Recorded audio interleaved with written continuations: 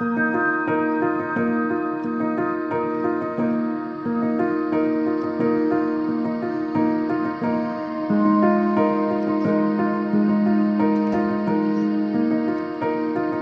name's Rachel. I'm from Sheffield in the UK and I'm a junior doctor.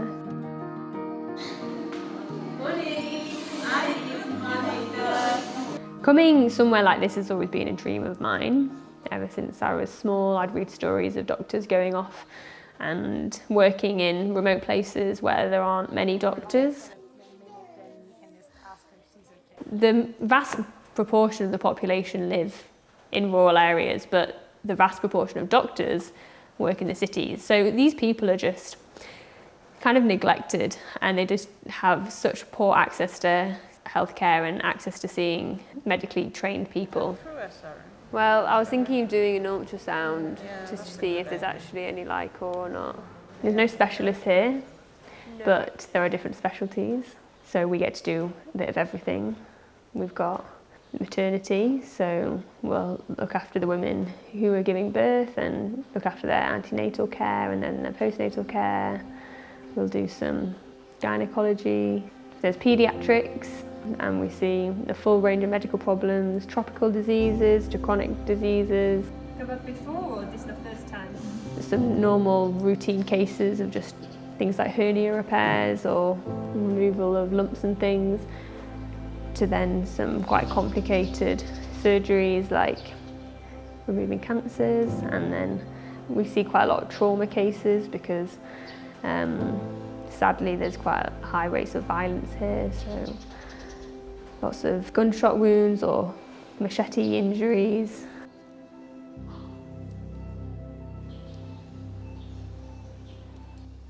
Do your needle like this.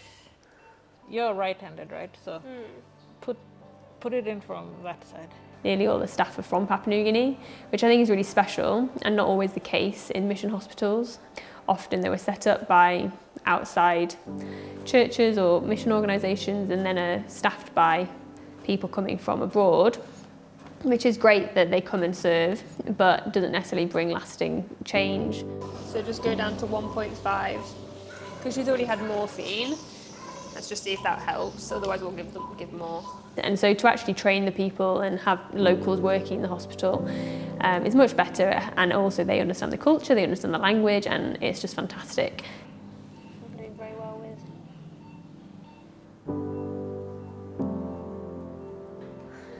Nice, finished now. Long time, eh? All the way through medical school and working as a doctor, I've always loved doing a bit of everything. Here is just the best place for that.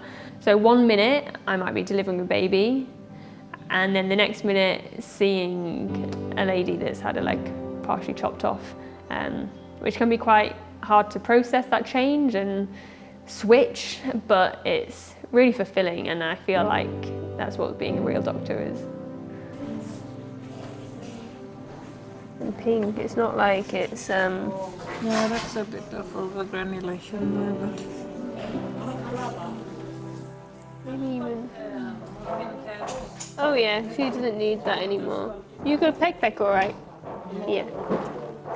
Pikinini blue, you go back low house or? I'm step. I'm cute. Kompiam hospital itself is in a really remote area, but the people it serves, a lot of them live even more remote, and for them to get to the hospital it can take 2, 3, 4 days hike through the bush, which if you're sick is pretty unmanageable. So we go every couple of months to these places with a medical team, with a doctor, with a nurse, with a dentist, and able to support the nurse or health worker out there.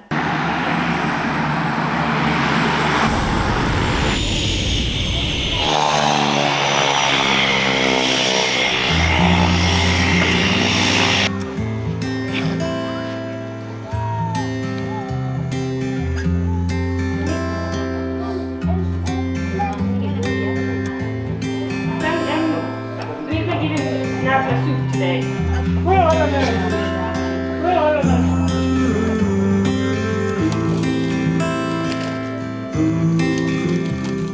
I'm just trying to look for some tablets I can give to a patient, but I can't find it, so I'm going to have to improvise. So Disla tablet and help long sticker up.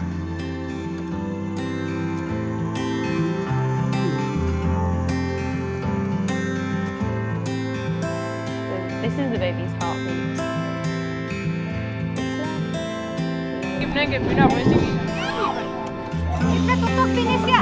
9, 10, 1, 2, 3, 4. Well, he fell over, put his hand out, and he hurt his wrist. So he came to the aid post and the nurse assessed him and thought he might have broken his wrist, so put a plaster on his arm. Normally, we would cut the plaster off the hand, but we don't have any sharp scissors or knife or saw or anything, so again, improvisation. We're soaking it in water and then we should be able to peel it off.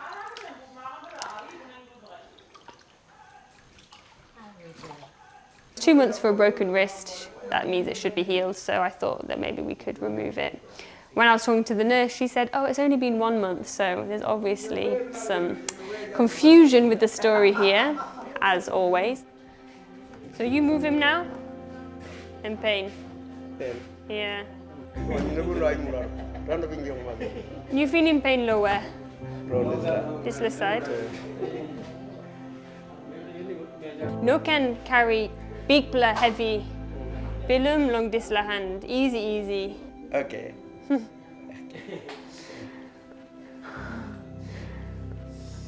Needed to do research on it. Yeah.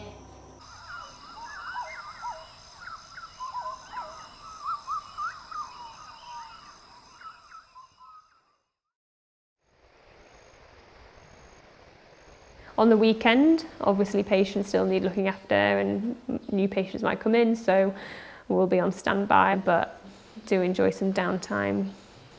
Going off to the river, going swimming, going hiking in this beautiful place, which really helps renew my spirit to keep going for the next week ahead.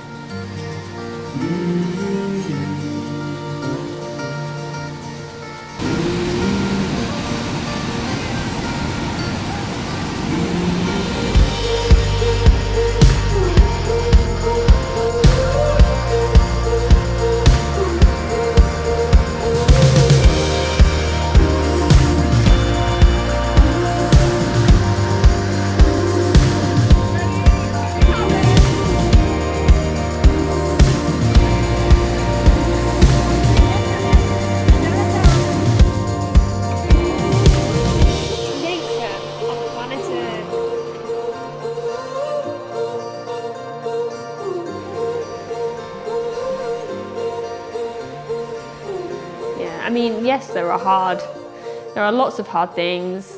It's hard being away from my family, it's hard missing out on what friends are doing. It's hard not being able to